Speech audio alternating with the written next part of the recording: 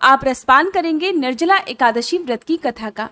हर साल ज्येष्ठ मास के शुक्ल पक्ष की एकादशी को निर्जला एकादशी का व्रत रखा जाता है। इसे भीमसेनी एकादशी के नाम से भी जाना जाता है।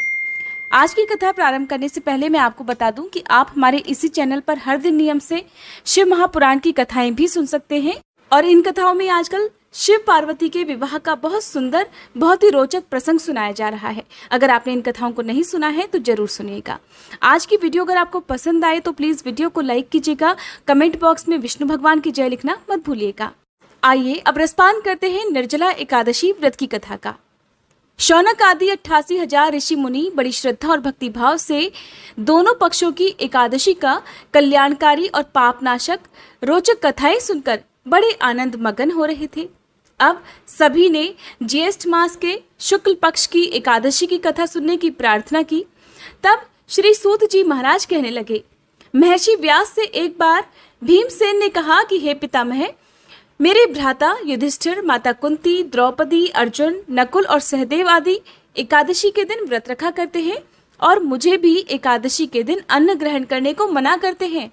मैं उनसे कहता हूँ कि भाई, मैं भक्तिपूर्वक भगवान की पूजा तो कर सकता हूँ, दान भी दे सकता हूँ, किंतु मैं भूखा नहीं रह सकता।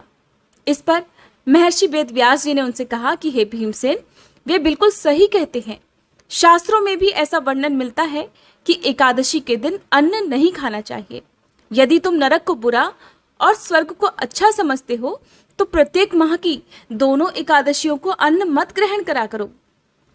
महर्षि व्यास जी की बात सुनकर भीमसेन कहने लगे, हे पितामह, मैं आपसे पहले ही बता चुका हूं कि मैं एक दिन तो क्या, एक समय भी भोजन के बिना नहीं रह सकता।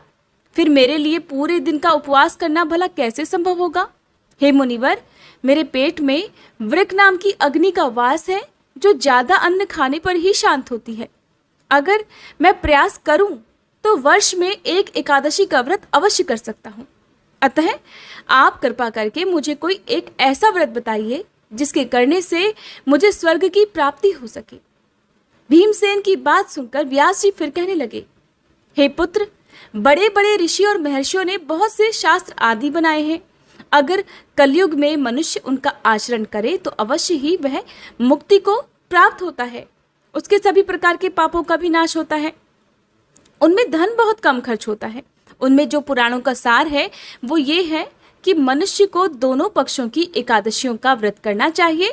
ऐसा करने से सारे पापों का नाश होकर अंत में उन्हें वैकुंठ धाम की प्राप्ति होती है।